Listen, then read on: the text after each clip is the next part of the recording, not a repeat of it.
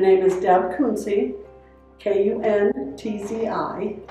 And can you tell us a fun fact about yourself? Fun facts about myself.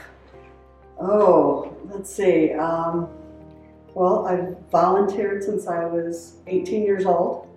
So volunteer is kind of in my blood. Always been a preservationist. Always lived in an old house, and I'm on Rock Island Preservation Commission right now for the second time. So I have a huge interest in preservation and saving old homes. How did you end up in this position that you have now? Well, I was always pretty active in the city of Rock Island on commissions and things like that since we moved here in 1989. The city of Rock Island used to have a lot of neighborhood involvement within the city on commissions and boards, and I was very active on those. In 2015, I had heard that they were going to put Hauberg up for surplus. For about 5 years, I wasn't volunteering for anything, which is very unusual for me, being that I've done it my whole life. So I went to a Broadway board meeting. I live in the Broadway Historic District. And I went to a Broadway board meeting, and because they were talking about knowing someone in the family that was going to sell this. And they gave me her name. She was a great niece of the Haubergs. And I said, you know, there's a wealth of information from the people in the neighborhood and the people in the city. If you need any help, any information, because I'd heard the city was going to fight for Hauberg to try and keep it within the city and not it being sold. She contacted me and said, we want you to do this. Well, I thought they were going to do it. But so I was like, haven't done anything in 5 years, so okay. People ask me how I formed our board, and I didn't really form our board. They just came. And there was a lot of people with a lot of experience within the city and within preservation. And we fought for Hauberg just to save it. And we won. So I was president of the nonprofit Friends of Hauberg for about 2 years, and then I was hired on as executive director. How did you get to the Quad Cities? Why did you choose Rock Island and Quad Cities? Well, I'm originally from Mendota, Illinois, and then my husband was from here, so I moved out here. I had always said I wanted an old Victorian farmhouse, actually, which are very hard to find. You can't find them anymore. And there was a person that I knew that was selling her house on 20th Street, and it's the A.D. Husing house. And Husing, if you know Husing, he's Pepsi bottling company. And my son was getting married, and I was looking at the house for my son and future daughter-in-law. And I walked in the front door and I said, no, this isn't your house, this is mine. So we ended up buying it. It was 3 apartments, and we restored it all. So yeah, that's how that. And Rock Island just has a ton of old homes. I mean, I said I live in Broadway Historic District. It's just, you know, there's a lot of neat homes in Broadway. So, but we've been there for 23 years. So. What is your favorite part about the Quad Cities history? Oh, there's so much history in the Quad Cities. There really is. I mean, it's people don't realize how much history there's actually here.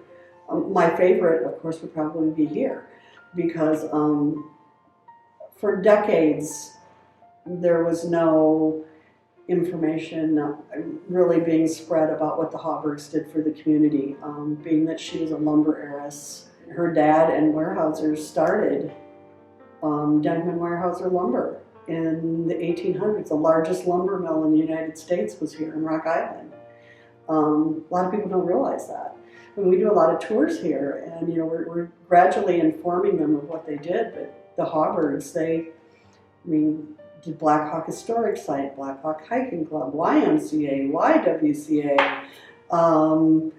You know, they did a ton of things for kids, and their history, philanthropy, was unbelievable. What impact are you hoping to have on the QC community in the future, possibly? I don't think history should be lost.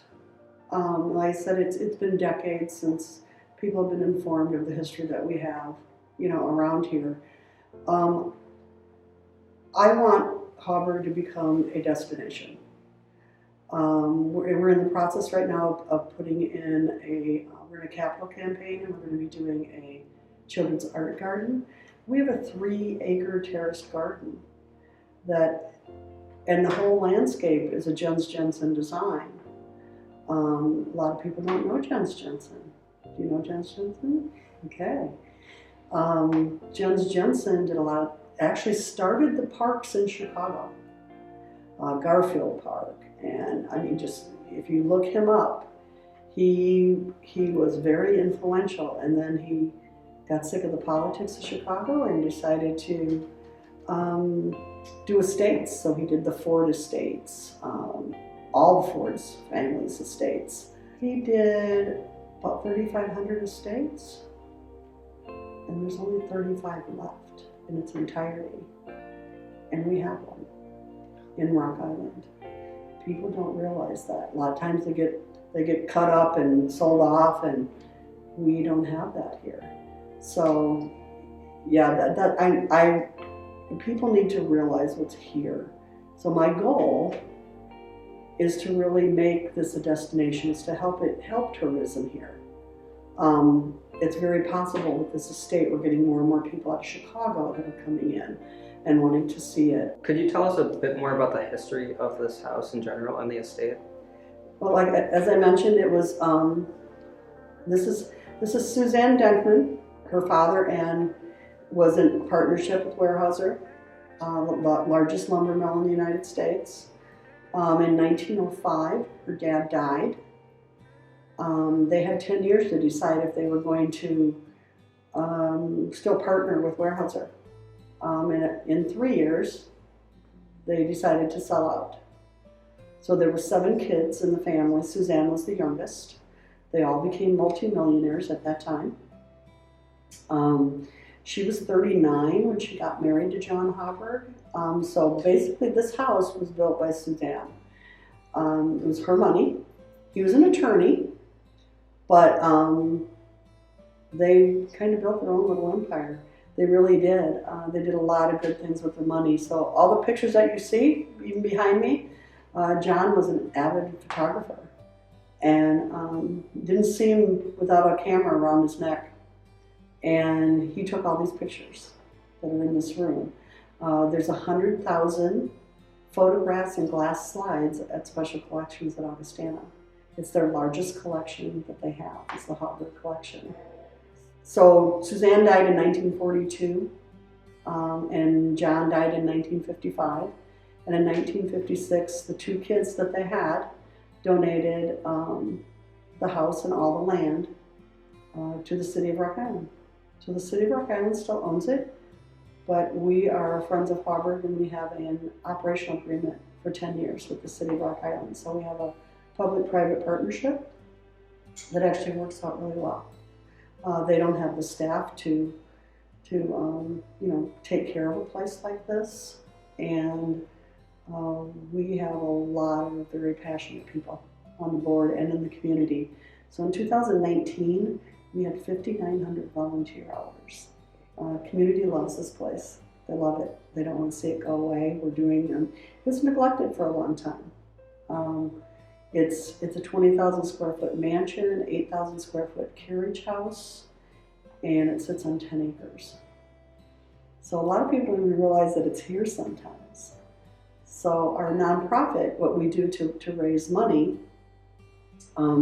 is we do a lot of weddings and baby showers and bridal showers and celebration of life and graduations, and so we hold a lot of events here. We also have fundraisers here.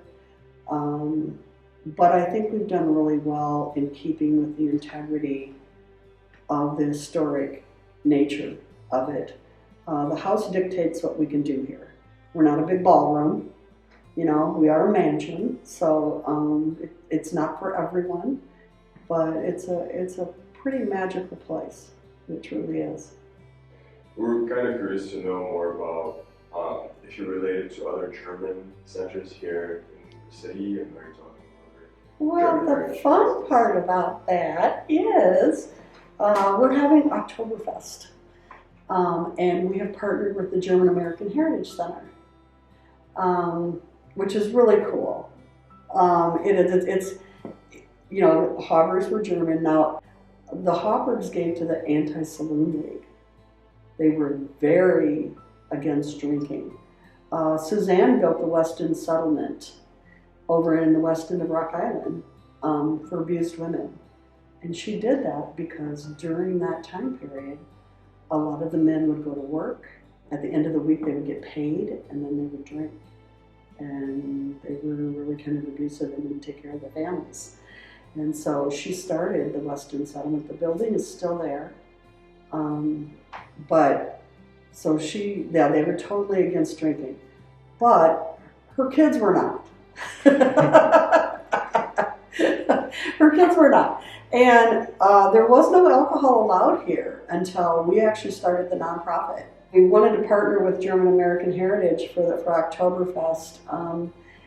It was kind of fun because, you know, German American Heritage doesn't have a whole lot of room, and they used to have an Oktoberfest like on their 4th floor, and it just wasn't big enough. And I mean, we had so much land, and so we decided that we would partner with it and have Oktoberfest this year. It's the first Saturday of October, and we're also going to have a vintage football game, the same one that happens at Douglas Park. He's going to do one here. So on that day, all afternoon will be kids and more of a family thing, and then 5 o'clock the fun starts. So one little question that we all were wondering is, has there been any ghost stories, or is this house known to be haunted? Well, we were doing paranormal tours. Spirits and Bites is what we call it. And we, at 1 year, we actually made $10,000 with these tours. They're very popular. And they always say that the nurse and the nanny, now this is and you were actually in the nurse's room.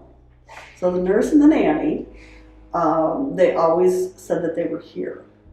My office is on the 3rd floor. I hear steps all the time, but I don't know. I mean, all the time, always, ever since I've been here. There's groups that have been here even prior, and the city, over in the carriage house, the 2nd floor, is a 2,600 square foot apartment. It was the driver's, he never liked to be called a chauffeur, but it was Andrew. His name is Andrew.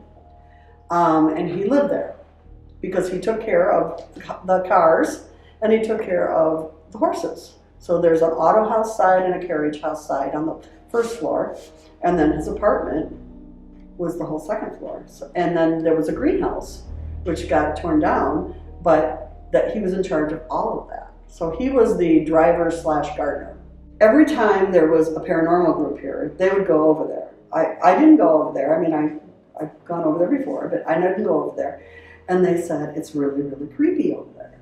And it's really scary over there. And there's this guy there, and he's really scary. And they were all like totally just freaked out all the time. I'm like, I've gone over there, I didn't feel anything. It's like, okay.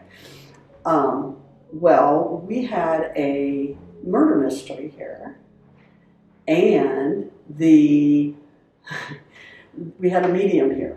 It was actually a guy who was a tarot card and then a medium. And he'd never been here before, and it was like midnight, and I was ready to go home. We'd just won our advocacy award from Landmarks, Illinois in Chicago, and we had to come back and do this murder mystery. And it was like, I was ready to go home. And it was like, but Todd, who was our board chair, said, oh, let's see if he wants to go to the carriage house. Okay, like I said, it's midnight. I was like, okay. So we didn't tell him anything, and this is the first time he's ever been here. He did tell us that Miss Ross and Miss Vogt, who are the nurse and the nanny, that he would see them walking around the house. He'd be behind people. But when we asked him to go to the carriage house, we started walking, and halfway there, he went, oh. And I was like, what? And he didn't say anything. We got by the carriage house door, and he said, there's a guy in my face, right here, this close. And he's telling me I have to ask before I come in. And I said, is it Andrew? And he's like, yeah. Todd and I will be over there, and we walk out because it's so loud in the back, and we're thinking, what's going on out there? You know? And we go back, and we go around, there's nothing there. And there's a road there, but there are no cars have gone by, no trucks have gone by, nothing. And we have literally walked out because it was like, what's going on? And he'll tap on pipes. He'll do things like that, but we know he's there. So what we do now is when we know that other people are going to be there, we tell him that he can't scare people. He said, we're trying to fix this place up, Andrew. You cannot scare people. And he doesn't. So, yeah, so that is the haunted stories. And really, in the house, nothing is really, they're all pretty nice. The medium actually told me that when I get stressed out about things here, that Suzanne actually helps me. I'm like, okay, works for me. So yeah, so it's not haunted to a point of, you know, they're always scaring you or something. No, we've actually had these groups to where they'll come in and they said they were in the tulip room, the big room downstairs. They turned off all the lights, and they have these little machines that blink that supposedly if somebody's in there. And, you know, I just kind of let them do their thing. You know, all the lights are off in the house and everything. And so I walk in, and they were talking about Miss Ross, who was the nanny. And John didn't like Miss Ross. He didn't like her because she sat at the table with them. But she was actually the nurse and the nanny. Suzanne had epilepsy, so there was always a nurse and a nanny around. And I walked in, and they said, I saw it blinking, and they said, "Oh, Miss Ross is here." And I said, "Oh," I said, "John didn't like her," and this machine went absolutely berserk. It went absolutely berserk. It's like, I was like, oh. And it was like, so then I just started to talk to her. And it was just blinking the whole time. And when I left, it stopped. So, you know, I don't know. You know, I don't know about that. But, you know, it's kind of fun. There's nothing like horrible that happens. It's just all kind of, you know, weird stuff. What importance do you think the mansion will have in the coming years? Oh, I think it will be a tourist destination. I really do. The more and more that we do here, fixing the ponds, the Jens Jensen significance, the terraced garden that we think it's probably the largest terraced garden here we did. It's 3 acres. So once the children's garden starts, we're also in preliminary talks with an outdoor nature play educational classroom for preschool kids. So there's not another one like that in the Quad Cities, and who gets to come and play on 10 acres, you know. So I think it has a really good history coming up. Can you tell us more about the Quad Cities Museum Week that happened? Yeah, we were only open Tuesday, Wednesday, and Thursday because it was our first weekend since the pandemic, since we opened. So we had an event Friday, Saturday, and Sunday, and yeah, that was like a 160-person reception, rehearsal dinner reception, and it was just like, you know, coming back after not having any events at all and then having that amount of people. So we opened up Tuesday, Wednesday, and Thursday, and we had a good turnout. We really did, probably better than we'd had previously. We just kind of let them come in as they wanted. We actually have 4 docents, and then Todd and I also gave tours. They were busy. It was good. It was good. Yeah, I think people are just ready. I don't know if it's because after the pandemic, people are just wanting to get out. But like I said, we had a lot of people from out of town come in, which was really different for us. What are your other favorite places in the Quad Cities besides this house, you would say, to visit or just go to? Favorite places in the. I like Schweber Park, the riverfront. Mm-hmm. You know, just sitting there. I like LeClaire Park. Blues Fest is always a good day. I mean, there's just. I found the Quad Cities to be. When I moved here, I really liked it because there's enough to do. It's not Chicago, but there's always something going on. And so you can always do something if you choose to. So yeah, I go to, Beaux Arts and, just, I probably gravitate more towards arts and music. But there's always something to do here. I like Quad Cities. It's a good place. What's some life advice that you would give to just anyone listening?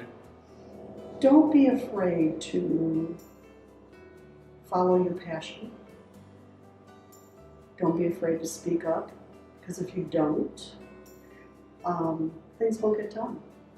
They really, you have to have a voice. You really have to have a voice. And you can have a voice in a very polite way. When they say, squeaky wheel, there's a lot of truth to that. There is. There is. Because if you sit back and just watch, things aren't going to happen. But always be polite, be courteous, be respectful. You get mad sometimes, that's okay. Sometimes it does a lot of good to get mad. But overall, just have your facts straight and know what you're talking about. And I guess what I've learned, especially here, is that if you don't have a community voice, because what's a city? You have to have community to be a city. And if you don't have that, you don't have much of a city.